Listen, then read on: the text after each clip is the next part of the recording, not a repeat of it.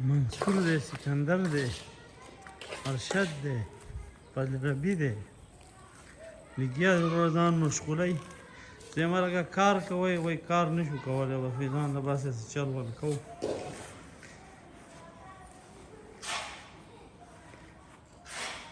جاوید دی.